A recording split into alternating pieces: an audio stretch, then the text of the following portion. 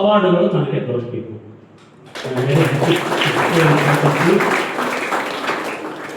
CN. Rao ಅವರು national level award ತಗೊಳ್ಳುವಾಗ ಹೋಗಿದ್ದೀವಿ ಫ್ಯಾಮಿಲಿ ಜೊತೆ. ಅಲ್ಲಿ ಹೊರಟಿದ್ದೇವೆ. ಒಬ್ರು ಓಲ್ಡ್ ಏಜ್ ಪರ್ಸನ್ ಇದರಿಗೆ ಬಂದು ಹೇಗಿದ್ದೀರಿ ಮುರಳಿ, ಚೆನ್ನಾಗಿದ್ದಾರಾ ಅಂತ ಕೇಳಿದ್ರು. ಸರ್ ಚೆನ್ನಾಗಿದ್ದೀನಿ, ಸಾರಿ ಸರ್ ತಾವು ಯಾರು ಗೊತ್ತಾಗಲ್ಲ. ಅದೇ ಗೊತ್ತಾಗ್ಬೇಕ್ರಿ ನಿಮಗೆ, ನಾನು ಇಲ್ಲವನೇ, ನಿಮ್ದೆಲ್ಲ ಫೈಲ್ ನೋಡಿದ್ರು ನಾನೇ. 300 ಫೈಲ್ಗಳು ಬಂದಿದ್ದು, ಅದರಲ್ಲಿ ನೀವು ಭಾಳ ಚೆನ್ನಾಗಿ ಕೆಲಸ ಮಾಡಿದ್ದೀರ, ಇನ್ನೂ ಶಕ್ತಿ ಇದೆ, ನೀವು ಮಾಡಿ ಬಿಡಬೇಡಿ ಅಂತ ಈಗ ಹಿರಿಯ ಜೀವಿ ನೋಡಿ. ಎಷ್ಟು ಖುಷಿ ಆಗುತ್ತೆ, ಎಷ್ಟು ಸಂತೋಷ ಆಗುತ್ತೆ. ಭಾಳ ಮಂದಿ ಹೇಳ್ತಾರೆ ಎಲ್ಲ ಉಸಿರಿ ಮೇಲೆ ಸಿಗುತ್ತಾವ ತಗೋರಿರ್ತಾರೆ, ಇರಬಹುದು, ಇಲ್ಲ ಅನ್ನಂಗಿಲ್ಲ. ಅವನು ಅದಾವ, ಇವನು ಅದಾವ, ಅವನು ಅದಾವ, ಇವನು ಅದಾವ.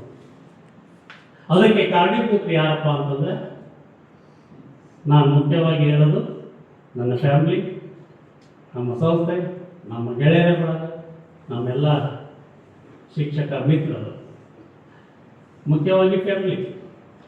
ಯಾಕಪ್ಪ ಅಂತಂದರೆ ನನ್ನ ಎಲ್ಲ ಕಾರ್ಯಗಳಲ್ಲಿ ನನ್ನ ಜೊತೆ ಅವರು ಇದ್ದಾರೆ.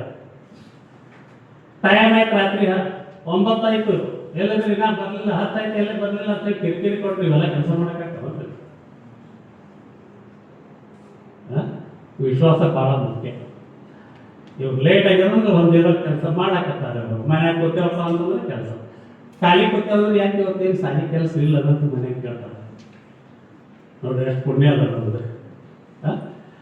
ಹೀಗೆ ಪ್ರೋತ್ಸಾಹ ಕುಟುಂಬದಿಂದ ಬಂದಾಗ ಮಾತ್ರ ಒಬ್ಬ ವ್ಯಕ್ತಿ ಮುಂದೆ ಬರಲಿಕ್ಕೆ ಸಾಧ್ಯತೆ ಇದೆ.